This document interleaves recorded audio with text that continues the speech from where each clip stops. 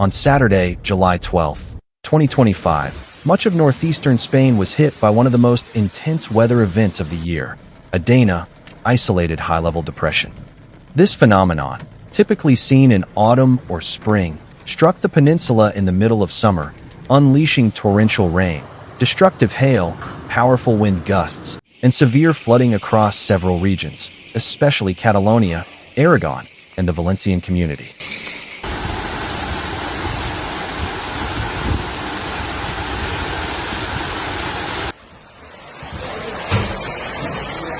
Residents, used to hot and dry summers, suddenly found themselves facing scenes worthy of a natural disaster of massive proportions. From the early hours of Saturday, Spain's emergency hotline 112 began receiving a flood of calls. In Catalonia, the most affected counties were Alt Penedès, Anoia, and Garraf, where rainfall reached up to 155 liters per square meter.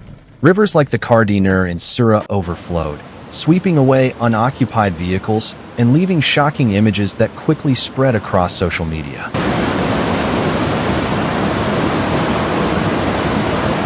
In Vilafranca del Penedès, the storm's intensity forced the closure of roads like the N340 and led to the evacuation of over 200 people. The local weather station reported 155.2 liters per square meter before 5 p.m.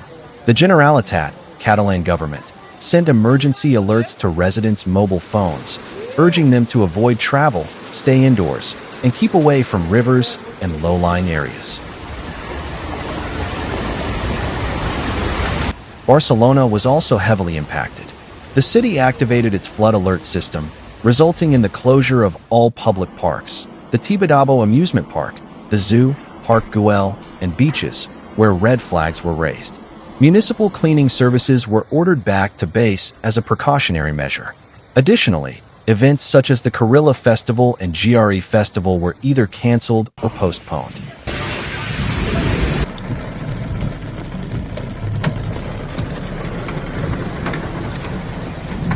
Catalonia's railway system collapsed. By 4 p.m., all Rodalies commuter trains, regional lines, and high-speed avenue trains were suspended due to safety risks. Major stations like Barcelona Sants were filled with confused and frustrated passengers, as information boards were down and many train operators failed to provide in-person assistance. Some companies, such as Ouigo, simply advised passengers via social media to wait for email updates.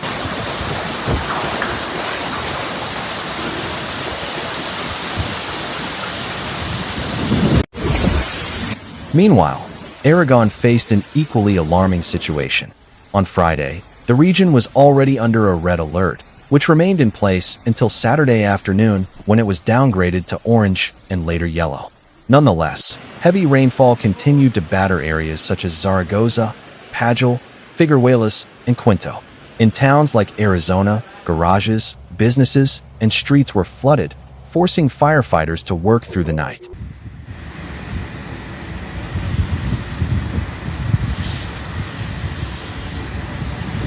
Spain's Military Emergency Unit, UME, was deployed to multiple municipalities in Aragon to assist with evacuations, flood control, and damage assessments. In towns like Barcelona, Pina de Ebro, and Fuentes de Ebro, water levels reached a meter high, and many homes lost power. Mayors reported that residents were terrified and unsure of how to respond to such a severe storm. Aragon's regional president, Jorge Asen, was forced to cancel his official visit to Teruel due to a delayed flight from the Balearic Islands, where he had been spending the weekend.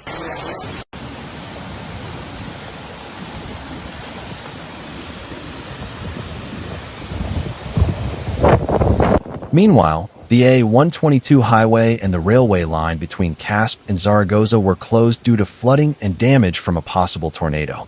In Fuentes de Ebro, Mayor Pilar Palazon stated that rain gauges recorded 102 liters per square meter, an amount not seen in over a century.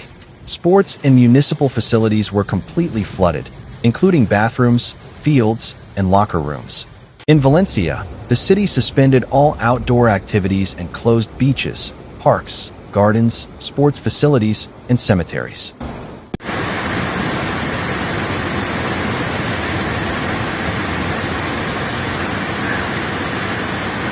popular events like the Feria de Julio were canceled.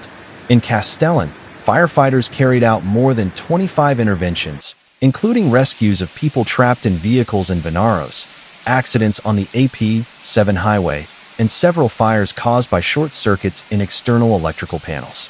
In Benicàssim, wind gusts surpassed 114 kilometers per hour, while in Viver and Bixeta, hailstones as large as 2 centimeters in diameter were reported.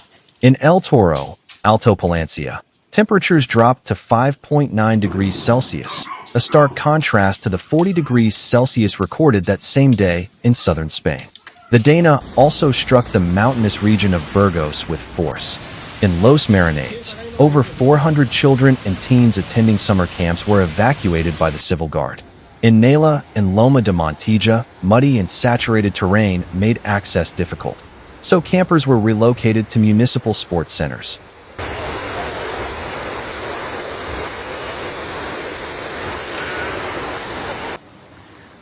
In Pamplona, the San Fermin festivities were temporarily suspended.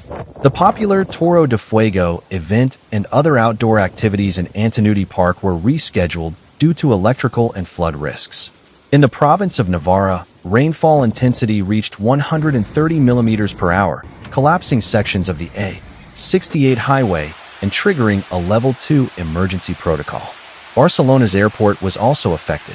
An Airbus A330 en route to the United States was struck by hail mid-flight, forcing pilots to return to El Prat Airport. The plane's nose was completely destroyed, damaging the radome that protects the aircraft's weather instruments.